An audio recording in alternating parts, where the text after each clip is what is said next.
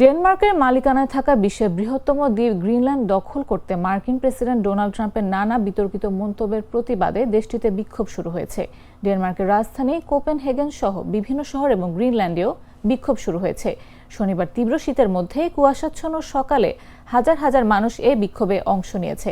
এই সময় বিক্ষোভকারীরা হ্যান্ডস অফ গ্রিনল্যান্ড এবং গ্রিনল্যান্ড ফর গ্রিনল্যান্ডার্স স্লোগান দিয়ে ট্রাম্পের মন্তব্যের কড়া প্রতিক্রিয়া জানিয়েছেন।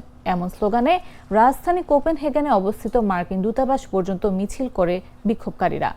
ইউনিট অ্যাসোসিয়েশনের চেয়ারপারসন ক্যামিলা সিজিং বলেন, আমরা মার্কিন যুক্তরাষ্ট্রের গ্রিনল্যান্ড দখলের পরিকল্পনা এবং বক্তব্যের বিরুদ্ধে প্রতিবাদ করছি। আমরা ডেনিশ রাজত্ব এবং গ্রিনল্যান্ডের স্বনির্ধারণের অধিকারকে সম্মান করার দাবি জানাচ্ছি। রয়টার্সের প্রতিবেদনের তথ্য মতে শনিবার ডেনমার্ক জুড়ে হ্যান্ডস অফ গ্রিনল্যান্ড বিক্ষোভে হাজারো মানুষ অংশ নিয়েছে। তারা গ্রিনল্যান্ড বিক্রি হয় না বলে স্লোগান দিচ্ছিল এবং গ্রিনল্যান্ডের লাল সাদা এয়ার ফালাসাতর পতাকা উড়াচ্ছিল।